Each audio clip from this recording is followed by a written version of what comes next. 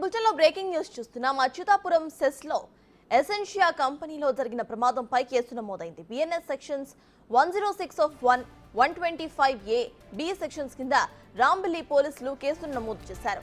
నిన్న జరిగిన ప్రమాదంలో 17 మంది మృతి చెందారు. 35 మంది వివిధ హాస్పిటల్స్ లో ఇప్పుడు చికిత్స పొందుతూ ఉన్నారు.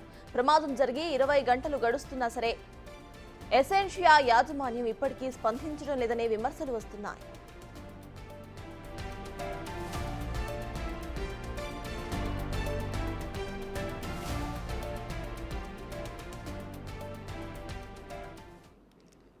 ఇదే విషయంపై పూర్తి డీటెయిల్స్ ను మా ప్రతినిధి రాజు అందిస్తారు. రాజు, చెప్పండి, ప్రెసెంట్ అక్కడ అప్డేట్స్ ఏంటి? అటు సెస్ లో ఎసెన్షియా కంపెనీ ప్రతినిధులు మాత్రం స్పందించలేదని తెలుస్తోంది. సో అక్కడ వర్కర్స్ ఏమంటున్నారు, వర్కర్స్ కుటుంబ సభ్యులు ఏమంటున్నారు, అప్డేట్స్ ఏంటి? ప్రమాదం జరిగి దాదాపుగా 18 గంటలు గడిచినా కూడా ఎసెన్షియా కంపెనీకి సంబంధించినటువంటి ప్రతినిధులు ఏ ఒక్కరు కూడా స్పందించినటువంటి పరిస్థితి లేదు. కానీ క్షతగాత్రకు సంబంధించి మృతి చెందినటువంటి వాళ్ళ ఫ్యామిలీస్కి సంబంధించినటువంటి వాళ్ళ అరణ్య రోదన మాత్రం వినొచ్చు అక్కడ ఉన్నటువంటి పరిస్థితి మనం గమనిస్తే. ఎందుకంటే వచ్చినటువంటి ప్రతి ఒక్కళ్ళు కూడా వాళ్ళ కుటుంబ సభ్యులకు సంబంధించినటువంటి వివరాలు ఏవి ఇప్పటి వరకు తెలియకపోవడం, అదేవిధంగా ఆ చనిపోయినటువంటి వాళ్ళకి సంబంధించి ఏ వివరాలు చెప్పకపోవడంతో పాటుగా మృతదేహాలను కూడా అప్పగించకపోవడంతో వాళ్ళందరూ కుటుంబ సభ్యులందరూ కూడా చూస్తున్నాం కదా. నిన్న నుంచి కూడా వాళ్ళకి ఇక్కడ వర్క్ చేయడానికి వచ్చినటువంటి ఆ బాధితులందరూ కూడా ఈవేళ ఆ అరణ్య రోదన అయితే ఉంది. ఇప్పటికీ అటు ఆ మృతదేహాలు ఎక్కడున్నాయి, ఏ హాస్పిటల్లో ఉన్నాయనేది కూడా చాలా మందికి తెలియదు. అటు అనకాపల్లిలో ఉన్నాయని కొంతమంది అంటుంటే, అదేవిధంగా కొన్ని మృతదేహాలు అటు విశాఖపట్నం KGHలో ఉన్నాయని చెప్తున్నటువంటి పరిస్థితి కనిపిస్తుంది. దీంతో ఇక్కడ వీళ్ళందరూ ఏడుపులను అయితే మనమైతే చూడొచ్చు. మొత్తం ఫ్యామిలీ మెంబర్స్ అందరూ ప్రతి ఒక్కళ్ళు కూడా ఇదే సంఘటన ఆ స్థలం, ఆ సంఘటన జరిగినటువంటి ప్లేస్కి వచ్చి కన్నీరు మున్నీరు అవుతున్నటువంటి పరిస్థితి ఉంది. పిల్లలతో పెద్దవాళ్ళు అందరూ కూడా ఇక్కడికి వచ్చినటువంటిది మనమైతే చూస్తున్నాము. ముఖ్యంగా చూస్తే ఈ ప్రమాదం జరిగిన తర్వాత దాదాపుగా 18 గంటలు గడిచింది. 18 గంటలు గడిచిన తర్వాత కూడా ఇప్పటి వరకు కూడా యాజమాన్యం అటు ప్రభుత్వంతో కానీ, ఇక్కడ పనిచేస్తున్నటువంటి కార్మికులతో కానీ, అదేవిధంగా ఆ అడ్మినిస్ట్రేటివ్ వింగ్ సంబంధించినటువంటి చనిపోయినటువంటి వాళ్ళు కూడా ఆ వింగ్కి సంబంధించిన వాళ్ళు కావడంతో వాళ్ళతో కానీ ఏ ఒక్కరు కూడా మాట్లాడినటువంటి పరిస్థితి లేదు. ముఖ్యంగా ఈ తనిఖీలు చేసినటువంటి అధికారులు కూడా MTBE గ్యాస్ లీక్ అయ్యి ఎలక్ట్రికల్ స్పార్క్ రావడం వల్లే ఈ ప్రమాదం జరిగిందని ఒక ప్రాథమిక అంచనాకైతే వచ్చినటువంటి పరిస్థితి ఉంది. నిన్న 2 గంటల 15 నిమిషాల సమయంలో ఈ ప్రమాదం అయితే జరిగింది. ప్రమాదం జరిగిన దగ్గర నుంచి ఇప్పటి వరకు 18 గంటలు నడిచింది. అటు రాష్ట్ర హోంమంత్రికి సైతం ఈ యాజమాన్యానికి సంబంధించినటువంటి వాళ్ళు ఏ ఒక్కరు కూడా ఫోన్ కూడా లిఫ్ట్ చేయలేదు. మెసేజ్ ఇచ్చినా కూడా రెస్పాండ్ అవ్వట్లేదని స్వయాన హోంమంత్రి ప్రకటించారంటే ఇక్కడ యాజమాన్యం తీరు ఏ విధంగా ఉందో దీన్ని బట్టి అర్థం చేసుకోవచ్చు. ముఖ్యంగా చూస్తే ఇక్కడ జరిగినటువంటి ఇప్పటి వరకు 17 మంది చనిపోయారని అధికారికంగా ప్రకటించినటువంటి పరిస్థితి ఉంది. 17 మందికి కూడా కేంద్ర ప్రభుత్వం నుంచి, ప్రధానమంత్రి సహాయ నిధి నుంచి ఇప్పటికే చనిపోయిన ప్రతి వ్యక్తికి కూడా 2 లక్షల రూపాయల ఎక్స్గ్రేషియా, అదేవిధంగా క్షతగాత్రులుగా గాయాల పాలై ఆసుపత్రిలో ట్రీట్మెంట్ పొందుతున్నటువంటి వాళ్ళకి 50,000 రూపాయలు ప్రకటించినటువంటి పరిస్థితి ఉంది. ఎవరున్నారమ్మా ఇక్కడ? ఎవరు సంబంధించినటువంటి వాళ్ళు? నా మగన్ చంపడానికి వచ్చారా? ఎంతమందిని పొట్టను పెట్టుకుంటారు మీరు? మొన్నే పేలిపోయింది, మళ్ళీ పేలిపోయింది. మొన్న కొంతమంది చచ్చిపోయారు. ఇప్పుడు నా మగన్ని తీసిపోయింది యాదవ్ కంపెనీ, దిక్కుమాల కంపెనీ. నాశనం అయిపోను. మమ్మల్ని ఎవరు చూస్తారు? పండు కదా. ఇక్కడ తన భర్తను కోల్పోయినటువంటి మహిళ ఆరోధిస్తున్నటువంటిది చిన్నపిల్లలు ఇద్దరు కూడా, వాళ్ళిద్దరిని పక్కన పెట్టుకుని ప్రస్తుతం అయితే తన భర్తకి సంబంధించినటువంటి మృతదేహం కూడా ఇప్పటి వరకు అప్పగించకపోవడం, ఎట్లాంటి సమాధానం చెప్పకపోవడంతో కుటుంబ సభ్యులు, బంధువులు, తెలిసిన వాళ్ళందరూ కూడా ప్రస్తుతం అయితే ఈ ఫ్యాక్టరీ దగ్గరికి వచ్చినటువంటి పరిస్థితి అయితే కనిపిస్తుంది. వాళ్ళకి కుటుంబ సభ్యులు కూడా ఉన్నారు. అసలు ఏం చెప్తున్నారు? ఇప్పటివరకు మీరు ఏమైనా మాట్లాడడం జరిగిందా? ఏం మాట్లాడలేదండి.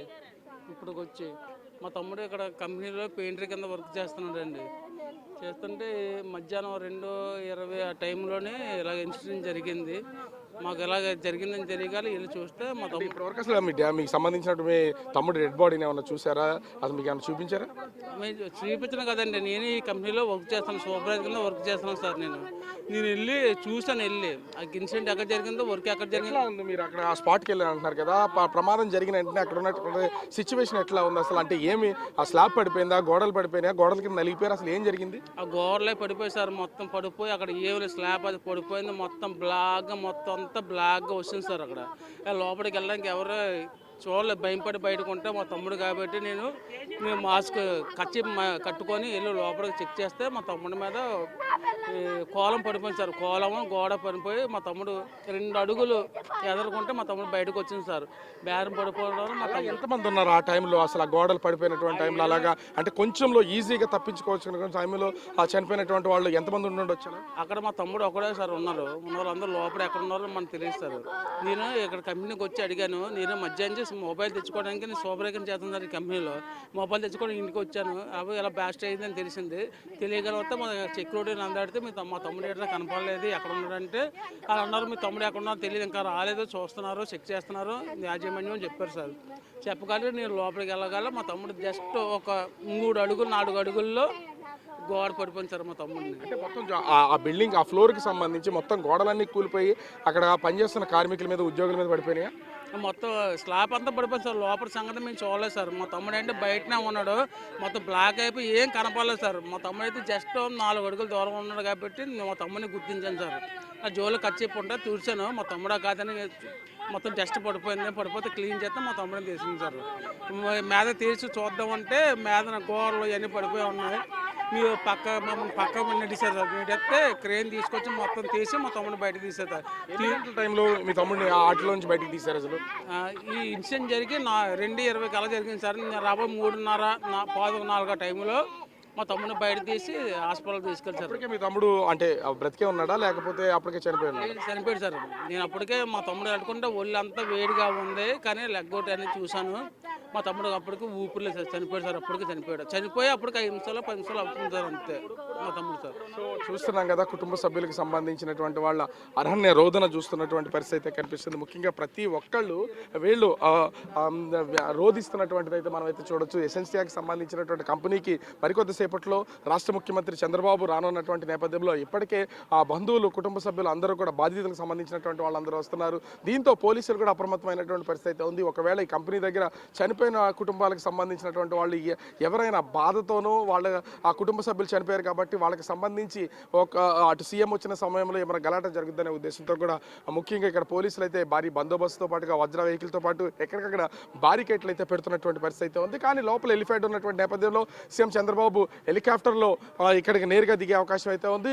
ఉదయం 11:25 విశాఖ ఎయిర్పోర్ట్కి చేరుకుని విశాఖ ఎయిర్పోర్ట్ నుంచి హెలికాప్టర్లో ఈ మెడికవర్ హాస్పిటల్కి అయితే వెళ్తారు. మెడికవర్ హాస్పిటల్లో చికిత్స పొందుతున్నటువంటి క్షతగాత్రులను పరామర్శించి అసలు ఈ ఘటన జరిగినటువంటి తీరుని వాళ్ళని అడిగి తెలుసుకునే అవకాశం అయితే ఉంది. తర్వాత అంటే 11:45 చంద్రబాబు అక్కడి నుంచి సంఘటన జరిగినటువంటి ప్లేస్కి వచ్చి సంఘటన ఎలా జరిగింది ఏంటనేది ఈ పూర్తి వివరాలు అయితే తెలుసుకునే అవకాశం అయితే ఉంది. ఇప్పటికే ఉన్నత స్థాయి విచారణకి ఆదేశించినటువంటి నేపథ్యంలో అసలు ప్రమాదం జరిగినటువంటి తీరు మీద కూడా ఇప్పటికే పోలీస్ శాఖ పూర్తి స్థాయి దర్యాప్తు అయితే చేస్తున్నటువంటి పరిస్థితి అయితే ఉంది. మరోపక్క చూస్తే ఇప్పటికే క్లూస్ టీమ్స్తో పాటుగా మొత్తము ప్రమాదం జరగడానికి గల కారణాలకు సంబంధించి అన్ని డిపార్ట్మెంట్ల అధికారులు ఉదయం 5 గంటల నుంచే లోపలికి వెళ్తున్నటువంటి పరిస్థితి ఉంది. వాళ్ళందరూ సమక్షంలో ఈ సీఎం వచ్చేసరికి అసలు ప్రాథమికంగా ప్రమాదం ఎలా జరుగుతుంది, ప్రమాదానికి గల కారణాలు ఏంటని తెలుసుకునే అవకాశం అయితే కనిపిస్తుంది.